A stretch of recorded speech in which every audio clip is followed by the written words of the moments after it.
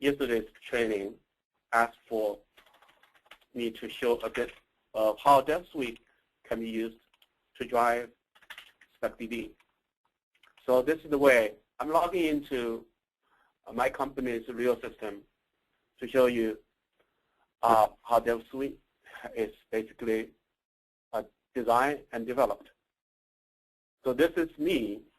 As you can tell, last time when I log in, my intention has been looking at our current sprint, which is sprint number 3. So we're ending the sprint tomorrow, Friday. It's a 2-week sprint. So if I look at all the open tasks of the task board, I'm kind of happy to see most of the work is already done. I'm also kind of happy to see the workload. Many of the team members' workload, like 82, my entire team's workload is 82%. I'm not happy about the total finished percentage is only 60%. Well, with 2 more days, I'm kind of feels it's okay. So this is the task board. If you look at all the open and closed tasks, you start to see some of the tasks dropped, some of the tasks done, and you see some of the tasks are in a testing state. And then you can obviously, look at different team members. You can look at the Shanghai team. You can look at the North Carolina team. You can look at the graphic design team. And you can look at the entire team. Or I just want to look at in all the members. So you see, Haipeng is working on this kind of task. If you double-click on task detail, now you see the task detail properties, instead including attachment. One of the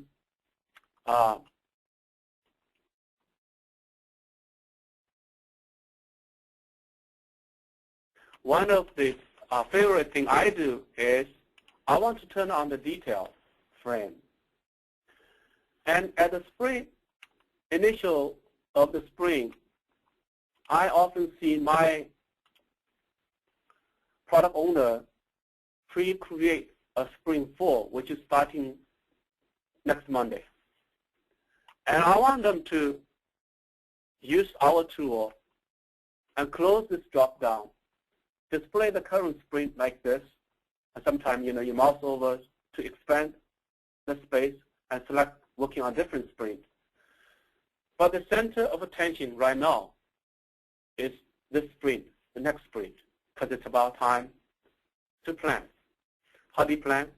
Well, you realize these are the requirement spec that need to be committed. Look at this spec. It's not only linked with an epic, it has a document attachment. Remember my claim, Word document will continue to be the best way to drive requirements. Well, the reason is the following. It's the best way to write them up. When you can quantify the spec inside of a document, and when you can view a document with always just one mouse click anywhere, from a development task, from a test case template, look at the pattern requirement, mouse over, one click, look at the detail of the design of the requirement. It really gives you the joy of, as a product owner, I'm designing a requirement. I know for sure every single tester, every single programmer are looking at my design just on the web this way.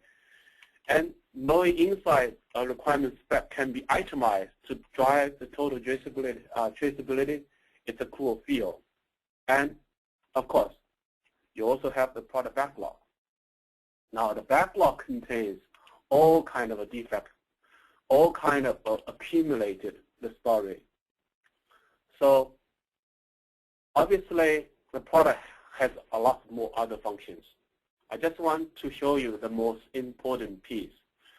I roughly show you Here is the product backlog. It contains defects.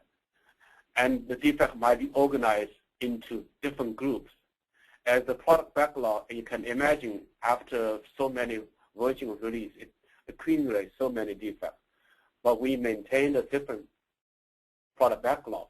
And remember, I say the product backlog is going to contain all the defects accumulated pretty much. Therefore, you need to create different backlog. And you want to commit some of the backlog need to be committed for 9.3 release. Others to be future consideration. As you do not finish the story, it's going to be delayed. Because if I open the development tree, remember, let me just keep it open. Remember, I have many finished sprints. When the story did not get finished, often they will be pulled to the future sprint. But it's very, very possible, like a future sprint. The green is the current sprint. The blue is the future sprint. So if the sprint, the commitment is not done, sometimes you drag them to the future sprint. Often you put them back to the product backlog. That's why the product backlog contains all the defects accumulated, but only contains a dynamic set of the story that imminently need to be committed or the delayed stories. So I think that's just kind of very, very brief view of showing you how to use a product like StepSuite to manage and to implement a SpecDD method. Obviously, when you choose a tool, ideally, you don't want to have yourself to be limited. You want to free up yourself to have the best process at the methodology level because, you know, some people have dedicated all their time creating a method like SpecDD, like Scrum. There are many, many beautiful reasons to practice cultural level and team habit level of how things can be done. You don't want to have a tool to mess up, to limit yourself. You know, things can be only practiced this way and that way. So I have about 6 minutes left. I want to answer some of the questions.